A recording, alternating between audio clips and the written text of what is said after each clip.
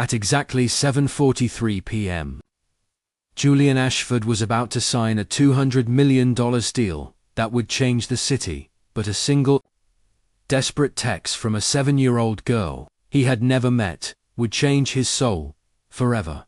Julian Ashford was standing at the head of a table that cost more than most people's houses. Around him, 12 executives in tailored suits held their breath, waiting for him to sign a $200 million development project. The air was thick with the smell of expensive espresso and the cold, calculated scent of success. But at exactly 7:43 p.m., Julian's world didn't just pause. It stopped. He almost ignored it. In his world, an unscheduled text during a closing was an insult. But some instinct, buried deep beneath the layers of corporate armor, made him look. The screen glowed. 6 words. No greeting. No context. Just a raw, jagged cry for help. "He is hitting my mum, please."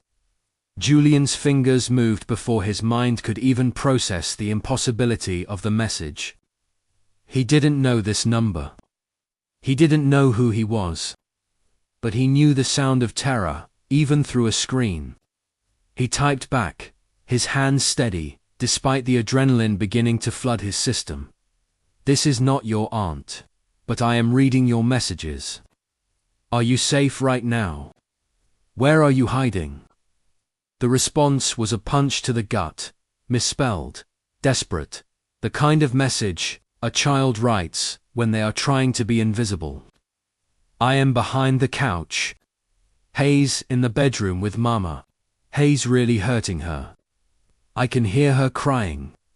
In that moment, the $200 million deal became nothing more than ink and paper. The executives watched in stunned silence as Julian Ashford, the man known for his ice-cold composure, pushed back from the table so hard his chair hit the wall. His CFO stood up, confusion etched into his face. "Julian, we're in the middle of the quarterly projections. Where are you going?" Julian didn't even look back. He was already at the door, his voice low and dangerous as he spoke into his phone. Dialing 911. "My name is Julian Ashford. I need police and paramedics at Riverside Heights, apartment for B." Now, outside, the sky had turned the color of a bruise. Rain began to hammer against the city, turning the streets into a blurred neon maze. Julian burst into the hallway, his driver already starting the engine of the black sedan. Within 60 seconds, one of the wealthiest men in the country was speeding toward a run-down apartment complex on the other side of the tracks. Toward a nightmare he was determined to end. Toward a little girl named Zara, whom he had never met, but whose life was now tethered to his by a single, accidental text message. But here is the question that will haunt you for the next 50 minutes. What happens when a wrong number is exactly right? What happens when a mistake becomes a miracle? And what was it in Julian's own dark past that made him risk everything for a stranger? Before we go any further, I need you to know that this story took days to research and write. Every single word was chosen with you in mind, to honor the courage of those who speak up when they are most afraid. If stories like this move you, if you believe that kindness is a choice we must make every single day, then subscribing right now is the kindest thing you can do, not just for this channel, but for every person whose story deserves to be heard. It costs nothing, but to us it means absolutely everything. Welcome to the community. Now, let's go back to where the rain started falling. The rain had been falling for 3 hours straight, hammering against the thin, cracked windows of apartment for B like it was trying to break through. And inside, 7-year-old Zara was realizing that the rain wasn't the only thing trying to break her world apart. Inside apartment for B, the air was heavy with a different kind of pressure. It wasn't the high-stakes tension of a boardroom. It was the suffocating weight of fear. 7-year-old Zara pressed her small, bony shoulders deeper into the corner behind the old, sagging sofa. The fabric was scratchy against her skin, smelling of dust and the cheap floral detergent. Her mother used to try and hide the scent of Victor's stale beer. In her hands, Zara clutched her mother's old tablet. It was a relic from a better time. The screen was spider-webbed with cracks in the bottom corner. A jagged reminder of the day Victor had thrown it across the room because Naomi, Zara's mother, had stayed late at work to earn an extra $20. That tablet was Zara's only window to a world that didn't involve shouting. It was her shield. Through the thin paper-dry walls, the sounds were unmistakable. The heavy, slurred footsteps of a man who had forgotten how to be kind. Victor, he had moved in 18 months ago with a charming smile and a promise to take care of them, but the care had turned into control. And the control had turned into a cage. "Victor, please," Naomi's voice came next. It was a sound that broke Zara's heart every time, a desperate, jagged whisper. "I didn't hide anything. I swear, please, just calm down. Zara might hear us. I don't care what that kid hears." Victor's roar made the floorboards vibrate beneath Zara's feet. "Everything in this apartment belongs to me. Everything." Zara closed her eyes tight, trying to make herself invisible. She was 7 years old, but she knew the geography of her mother's pain by heart. She knew that when the yelling reached a certain pitch, the hitting would start. She knew that the Auntie Marley, her mother, told her to call in emergencies, was 300 miles away, and hadn't answered her phone in weeks. Because Victor had blocked her number on Naomi's phone. Zara looked down at the glowing screen of the cracked tablet. The numbers her mother had made her memorize, 555127843, were dancing in her head. Blurred by the tears she refused to let fall. She had to be brave. She had to be the hero her mother couldn't be for herself. She didn't know that the number she was about to type was 1 digit off. She didn't know that instead of reaching a relative in a small town, her message was about to travel through the fiber-optic cables of the city's elite. Landing on a mahogany table in a room that cost more than her entire future, she pressed send.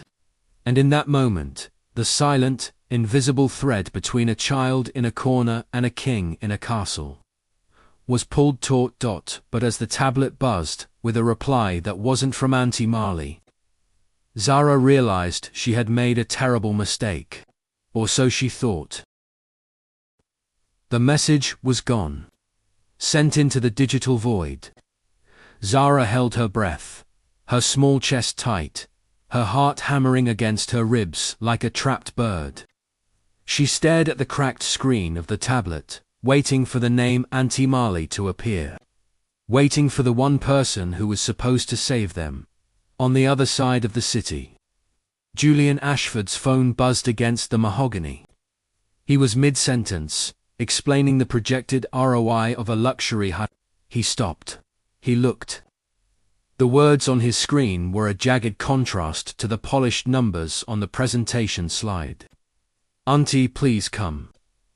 Victor is hurting Mama really bad. I am scared. Please help us." Julian's blood turned to ice. He didn't know a Victor. He didn't have a niece named Zara, but he knew the sound of a soul breaking. He looked at the 12 men in suits. They were looking at their watches. They were thinking about their bonuses. Julian was thinking about a child hiding behind a couch. He typed back instantly. "This is not your aunt, but I am reading your messages. Are you safe right now? Where are you hiding?" He didn't wait for the executives to protest. He didn't wait for the typing bubbles to finish. He was already standing up. Back in apartment for B. Zara's heart plummeted. "This is not your aunt." The words blurred through her tears. She had ruined it. She had sent her only hope to a stranger. A wrong number. She felt the walls of the apartment closing in. She could hear Victor's voice rising again, that low, dangerous growl that meant the worst was yet to come. "Where is my wallet? What did you do with my wallet?" But then, the tablet buzzed again. "Zara, I need you to answer me. My name is Julian. I am going to help you and your mother. Are you hidden somewhere safe?" There was something about the way he said it. Not "I'll try," not "Who is this?" Just "I am going to help you." It was a promise. A command. Zara's fingers trembled as she typed back, "I am behind the couch. Hayes in the bedroom with Mama. Hayes really hurting her. I can hear her crying." Julian was already in the elevator, the doors sliding shut on his billion-dollar deal. He didn't care about the signatures. He didn't care about the prestige. He was dialing 911 with one hand and texting with the other. "I am tracking your location right now," he sent. "I am calling the police, and I am coming myself. You did the right thing. You are very brave. I will be there in less than 15 minutes. Stay quiet. Stay hidden." Julian Ashford was a man who moved mountains for profit. But tonight, he was moving through the rain for a girl he had never met. And as he peeled out of the parking garage, he knew one thing: if he was 1 minute late, he would never forgive himself. Julian Ashford was a man who lived by the clock. In his world, 5 minutes was the difference between a hostile takeover and a global merger. But as he tore through the rain-slicked streets of the city, 5 minutes felt like an eternity. His knuckles were white against the leather steering wheel. His jaw was set so tight it ached. On his dashboard, the GPS glowed a cold, clinical blue. 11 minutes to destination. He looked at the phone mounted beside it. A new message from Zara. He stopped yelling. "I don't know if that's good or bad." Julian's heart hammered against his ribs. Silence was never good. Silence in a house of violence was the sound of a predator closing in. He typed with one hand, his eyes never leaving the road. "Help is coming very soon. You are doing so well. Stay hidden. Do not make a sound." He was breaking every traffic law in the book. Weaving through evening commuters who had no idea that a man in a $5,000 suit was racing to save a life in a $400 apartment. If you still believe one person can change everything, for someone else this channel exists for you. We tell these stories because we believe that even in a world of cold numbers and corporate greed, a single act of choosing to care can ripple out and change the future. Subscribe so you never miss a story that proves it. Join the millions who believe that kindness is the ultimate power. Back in apartment, for B. The silence had broken. But it wasn't the sound of help. It was the sound of Victor's heavy boots moving toward the living room. Zara's breath hitched. She squeezed her eyes shut, pressing her back against the cold wall behind the sofa. The tablet buzzed in her lap, the vibration feeling like a thunderclap in the quiet room. "Police are 5 minutes away. I am 9 minutes away. Are you still okay?" Zara's fingers flew across the screen, her vision blurred by tears. "Aim in the bathroom now. The door is locked. I can still hear him. He sounds so angry." Julian's jaw tightened. He knew that bathroom door was nothing more than thin plywood. It wouldn't hold against a man fueled by rage and alcohol. He pressed the accelerator harder, the engine of the black sedan roaring in protest. "Come on," he hissed through gritted teeth. "Just a few more blocks." Why was he doing this? Why was a man who had everything risking his life for a stranger? In the flashes of lightning, Julian saw a memory he had tried to bury for 20 years. A 12-year-old boy, hiding in a closet. The sound of his own mother's muffled sobs. The feeling of being small and helpless. He wasn't just racing toward Zara's apartment. He was racing toward his own past, determined to be the man who showed up this time. Zara. Open this door right now. Victor's voice was a jagged snarl right outside the bathroom. Zara clutched the tablet to her chest, her whole body shaking. She heard the wood groan. She heard the lock strain.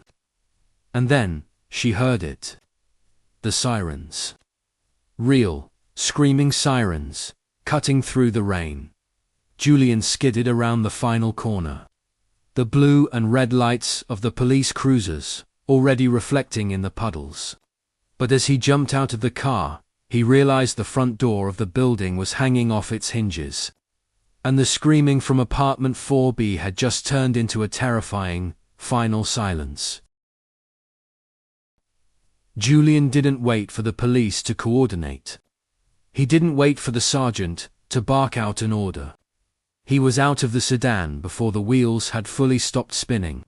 His Italian leather shoes splashing into a deep, oily puddle. The apartment complex loomed over him, a grey, decaying tooth against the stormy sky.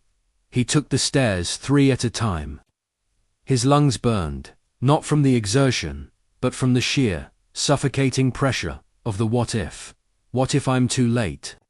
What if the silence I heard over the phone was the end? On the 3rd floor landing, the smell hit him: stale cigarette smoke, cheap floor wax, and the sharp metallic tang of fear. He rounded the corner to the 4th floor just as the officers reached apartment 4B. The hallway was narrow, a gauntlet of closed doors and muffled televisions. 2 officers were already at the door, their shoulders braced. Julian skidded to a halt, 10 feet back, his chest heaving. "Get back, sir," one officer yelled, hand hovering over his holster. Julian didn't move. He couldn't. His eyes were fixed on the door, the thin scarred wood that stood between a nightmare and a miracle. "I'm the one who called," Julian shouted back, his voice cracking. "The girl, Zara. She's in the bathroom." The police swarmed in like a blue tide. Julian followed, ignoring the shouts to stay back. The living room was a battlefield of broken lives. An overturned coffee table. A shattered lamp. And there, standing in the center of the room, was Victor. He looked smaller than Julian had imagined, a man built of bitterness and cheap whiskey, his face twisted in a mask of confused rage. "I didn't do nothing," Victor screamed as his face was pressed into the stained carpet. "She fell. The kid is crazy." Julian didn't even look at him. He was looking past the violence, past the chaos, toward the small white door at the end of the short hallway. The bathroom door. It was hanging by a single hinge, the wood around the lock shredded. Julian walked toward it, his heart in his throat. He pushed the door open an inch. The room was dark, save for the cold, blue glow of a tablet screen lying on the tile floor. And there, curled into a ball in the clawfoot tub, was Zara. She was holding her mother's hand. Naomi was slumped against the side of the tub, her face bruised, her eyes closed, but her chest moving in shallow, ragged hitches. Zara looked up. Her eyes were huge, reflecting the blue light of the screen. She saw the man in the expensive suit, drenched in rain, his eyes filled with a grief she didn't understand. She didn't scream. She didn't run. She just held up the tablet. On the screen was the last message Julian had sent. "I am here." Julian knelt on the cold tile, oblivious to the grime on his suit. He reached out a hand, hesitating, until Zara's small, cold fingers wrapped around his thumb. "You're Julian," she whispered. It wasn't a question. It was a recognition. But as the paramedics pushed past him to get to Naomi, Julian realized that saving them from Victor was only the beginning. The real battle, the one involving lawyers, custody, and a past that refused to stay buried, was just starting. The chaos of the breach began to settle into the heavy, clinical efficiency of a crime scene. The air in apartment 4B was no longer charged with Victor's rage. It was filled with the smell of latex gloves and the sharp, metallic scent of blood. Julian stood in the narrow hallway, his expensive wool coat soaked through, feeling like a ghost in a world he was never meant to see. He watched as the paramedics lifted Naomi onto a gurney. Her eyes fluttered open for a second, a hazy, terrified blue, searching for the one thing that mattered. "Zara," she rasped, her voice sounding like crushed glass. "Where is Zara?" "I'm here, Mama." Zara was standing by the bathroom door, clutching the cracked tablet to her chest, like a holy relic. She looked impossibly small against the backdrop of 3 police officers and a forensic photographer. She didn't cry. She didn't scream. She just watched, her face a mask of unnatural calm that broke Julian's heart more than any sob could have. An officer, a woman with tired eyes and a notebook, knelt in front of Zara. "Sweetie, we need to take you to the station for a little bit, while the doctors help your mum. Do you have any family we can call? An aunt maybe?" Zara looked at the officer, then her eyes drifted to Julian. She didn't answer. She knew the truth her mother had tried to hide. Auntie Marley was a ghost. There was no one else. No grandmother in the country, no cousins in the city. It was just them. And now, it was just her. Julian stepped forward. The corporate shark, the man who calculated risk for a living, didn't hesitate. "She's with me," he said. His voice was steady, carrying the weight of a man used to being obeyed. The officer looked up, skeptical. "And you are?" "I'm the man," she texted. Julian replied. He held up his own phone, the screen still glowing with their conversation. "I'm the one who promised her she'd be safe. I'm not leaving her to the system." The officer sighed, a sound of pure exhaustion. "Sir, that's not how this works. We have protocols. Social services has to be notified. You're a stranger." Julian looked at Zara. She was staring at him, her eyes wide, waiting to see if the man from the screen was real, or just another broken promise. "I'm not a stranger," Julian said, his voice dropping to a whisper that only Zara could hear.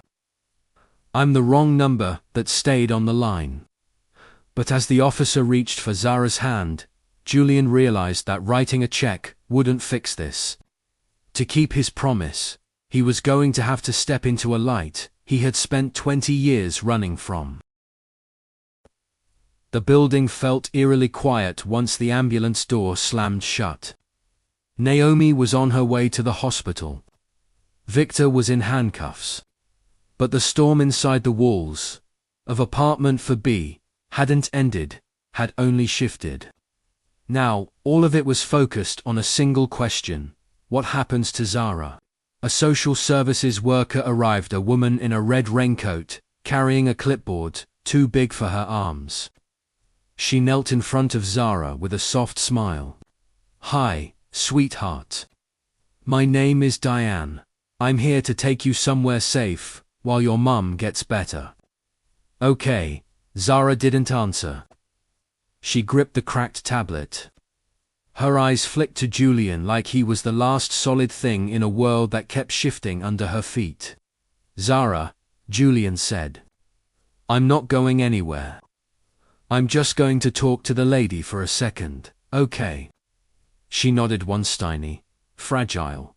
Julian straightened, adjusting a suit jacket that had been ripped at the shoulder during the chaos. He approached Diane, who was flipping through forms. "Where are you taking her?" he asked. To a temporary placement, Diane said gently. We'll try to find next of kin. If we can't, she'll be placed with a foster family until her mother recovers. Julian's jaw tightened. His voice dropped into that boardroom tone, the one that could break billion-dollar corporations, with 3 calm words. She's not going into the system. Diane didn't even blink. It wasn't her first time dealing with upset guardians. Except Julian wasn't a guardian. Or a relative. Or anything, technically. Sir, she said politely, I understand your concern. But unless you're immediate family or legally authorized, this is out of your hands. And that was the moment, the exact second the past Julian had buried clawed its way back up. He ran a hand through his wet hair. He exhaled. His voice softened into something rare. Something real. 20 years ago, he said, I was Zara. Diane paused, her pen hovering midair. Even the officers nearby turned slightly, listening. I was 12 when my mother was almost killed by a man very much like Victor, Julian continued. I hid in a closet and listened. I thought she wouldn't survive. His voice caught, just barely the raw edge of a memory he'd never spoken aloud. The system took me away. Foster homes. Group homes. Shelters. I didn't see my mother for almost 2 years. He met Diane's eyes. And if anyone had shown up for me that night, I would have clung to them like my life depended on it. Diane's face softened, but protocol was a steel cage she couldn't break. Mr. Ashford. I'm so sorry. But personal history can't override process. You can apply to be a temporary guardian, but it takes days too. Julian cut in, his voice steady. Then tell me what I need to sign. Who I need to call. What lawyer I need to wake up at midnight. Because I am not letting her spend tonight with strangers. Diane hesitated as long as she possibly could without breaking the rules. And then she said 6 words that changed everything. There is one emergency exception. Diane held the clipboard against her chest, like it was a shield. The hallway outside apartment 4B was quiet. Now too quiet. The kind of quiet that only comes after chaos has wrung out every sound. Zara stood behind Julian, clutching the cracked tablet. Watching the adults decide her fate, like she was a spectator in her own life. There is one emergency exception, Diane repeated, her voice softer now. It's a temporary placement clause. Extremely rare. It allows a child to stay with a civilian rescuer for up to 72 hours if no other safe relative can be contacted and the child expresses clear emotional preference.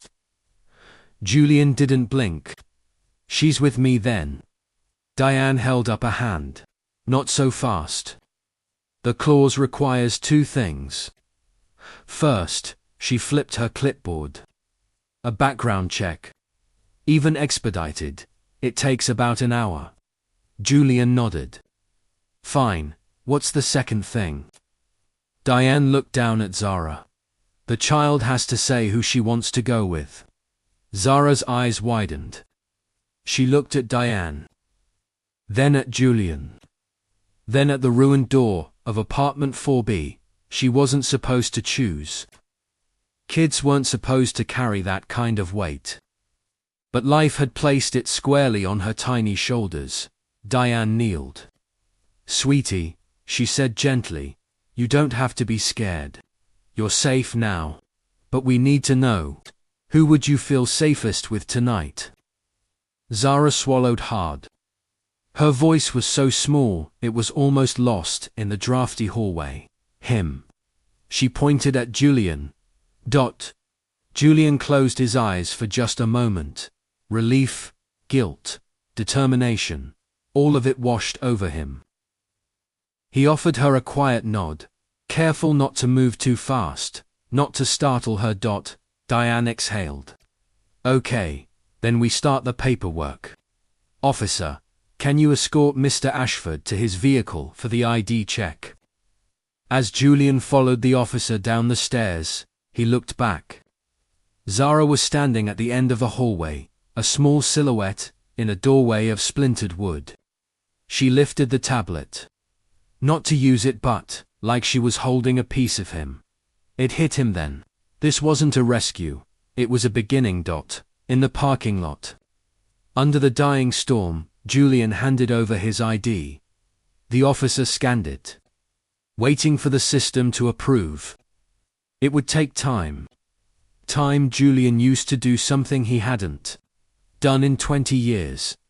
He sat down on the curb, not the leather back seat of a chauffeured car, not the marble steps of a penthouse. The curb. Like the 12-year-old he used to be, the officer stood nearby, giving him space but watching him with curiosity. You okay, sir? Julian stared at the puddles forming near his shoes. No, he said honestly. But she will be. Moments later, Diane stepped out of the building, leading Zara by the hand. The rain had stopped completely now, leaving only the soft dripping from the roof. When Zara saw Julian sitting alone on the curb, she let go of Diane's hand and walked over, slowly, carefully, like approaching a wild animal she wasn't sure would run or bite. Then she sat beside him, just like that. Like it was the most natural thing in the world. And as the background check began, ticking through databases and decades, Julian realized something he hadn't understood before. Saving her might save him, too. The background check had cleared in record time, perks of being a man whose name was etched into the skyline of the city. Diane had handed over the temporary guardianship papers with a look that said she was breaking every rule in the book, but following her heart for the first time in years. Now Julian sat in the driver's seat of his black sedan, the engine purring like a contented beast. Beside him, in a seat that usually held leather briefcases and legal contracts, sat Zara. She was staring out the window at the blurred lights of the city. She still hadn't let go of the tablet. It was her anchor, the only thing that connected this magical, terrifying night to the reality of the apartment she had left behind. Julian watched her out of the corner of his eye. He wanted to say something profound, something comforting, but the words felt heavy and clumsy in his throat. Are you hungry, Zara? He asked finally. His voice sounded too loud in the quiet cabin. Zara didn't look at him. She just shook her head. My tummy feels like it has rocks in it, she whispered. Julian nodded. He knew that feeling. The rocks were the weight of adrenaline leaving the body, replaced by the cold realization of what had happened. I know, he said softly. We're going to my house. It's quiet there. There are no loud noises. And tomorrow morning, the very first thing we do is go to the hospital to see your mum. I promise. Zara looked down at the screen. The red battery icon was flashing a tiny dying heartbeat. Her face crumpled. For the first time that night, the unnatural calm broke. A single tear tracked through the dust on her cheek. It's going to die, she sobbed, her voice cracking. If it dies, I can't talk to the man who saved us. Julian pulled the car over to the curb, oblivious to the no parking sign. He reached into the center console and pulled out a braided charging cable. Hey, he said, his voice firm, but infinitely gentle. Look at me, Zara. I'm right here, Julian said, meeting her eyes. The man on the screen and the man in this car are the same person. You don't need the tablet to find me anymore. I'm not going anywhere. Zara looked at the charging cable, then at Julian. She reached out and touched the sleeve of his wetsuit jacket. It was real. He was real. She leaned her head against the cool leather of the headrest, and, for the first time in 18 months, she let her eyes close. She didn't have to stay awake to listen for footsteps anymore. As Julian pulled back into traffic, he looked at the little girl sleeping beside him. He realized that the $200 million deal he had walked out on wasn't a loss. It was the down payment on a soul he had almost forgotten he had. But as they approached the gates of his estate, a new fear gripped him. How do you explain a miracle to a world that only believes in balance sheets? Julian Ashford's estate was a fortress of glass and steel, perched on a hill overlooking the city, like a silent guardian. Usually, coming home felt like entering a tomb, cold, perfect, and empty. But tonight, as the headlights swept across the manicured lawn, the reflection caught the small, sleeping face in the passenger seat. Suddenly, the perfection felt like an insult. He didn't wake her. He turned off the engine and sat in the silence, watching the rise and fall of Zara's chest. In his pocket, his phone was vibrating incessantly. His CFO, his lawyers, the board of directors. To them, Julian Ashford had suffered a mental breakdown. He had walked out on the deal of a decade for a family emergency that didn't exist on any HR record. He pulled the phone out. 42 missed calls. 118 text messages. The top one was from his lead counsel. Julian, the press is asking questions. They saw you leave the precinct with a child. We need a statement, now. Julian looked at the screen, then at Zara. The world wanted a statement. They wanted a PR-friendly version of a miracle. They wanted to know why a billionaire was playing hero. They didn't understand that he wasn't playing. He was surviving. He realized then that the 72-hour clause was a ticking clock. In 3 days, the system would come for her. The lawyers would argue about liability. The tabloids would spin stories about publicity stunts. And Victor, if he made bail or found a loophole, would be looking for the woman who had finally dared to say no. Julian's grip tightened on the steering wheel. He wasn't just a rescuer anymore. He was a target. If he wanted to keep Zara and Naomi safe, he couldn't just be a man with a checkbook. He had to be the man he had spent 20 years pretending he wasn't. He had to go back to the courtroom where his own childhood had been dismantled and fight for a different ending. He opened his phone and typed a single message to his entire board of directors. The deal is dead.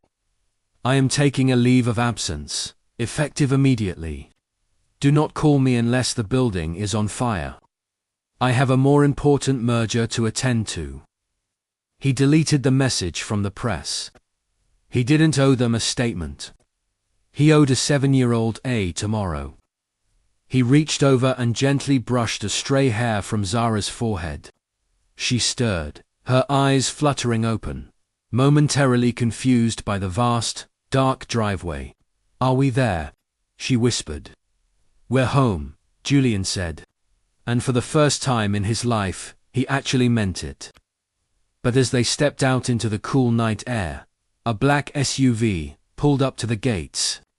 The headlights blinded them.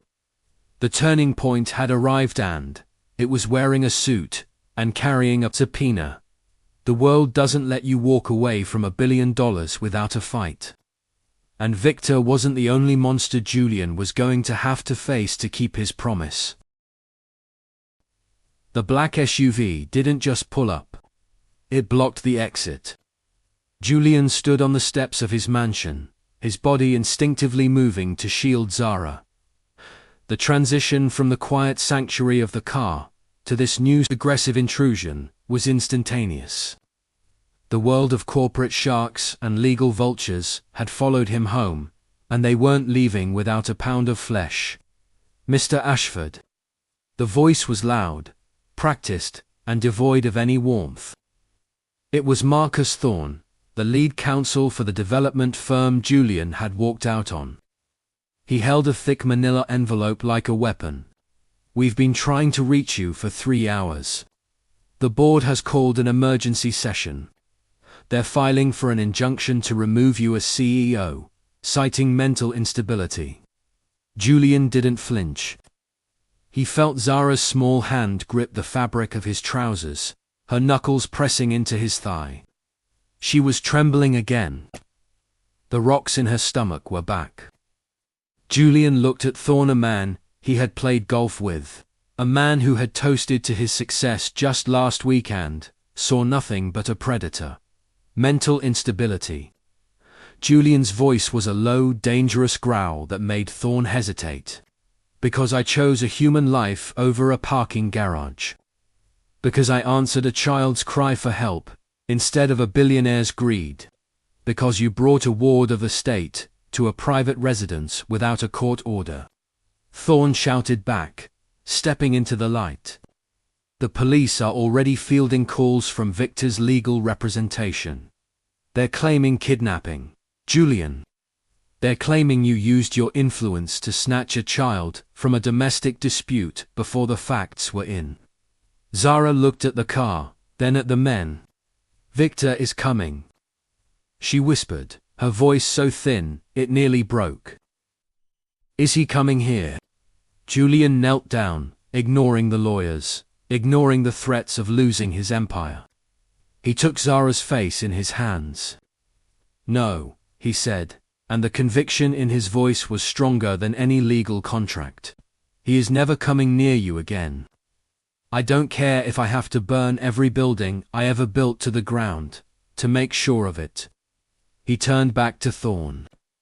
"Go back to the board. Tell them I'm not coming to the session. Tell them if they want my chair, they can have it. But if they take one step toward this girl, I will spend every cent of my personal fortune making sure they never work in this city again. I'm not just a CEO anymore, Marcus. I'm a witness. And I have the receipts." Thorne looked at the little girl, then at the man who was willing to lose $1 billion for her. He saw something in Julian's eyes he had never seen before, a man who had nothing left to lose, because he had finally found something worth keeping. But as the SUV backed away, Julian knew this was just the first volley. The real war would be fought in a courtroom, and the star witness was currently clutching a cracked tablet and praying for her mother to wake up.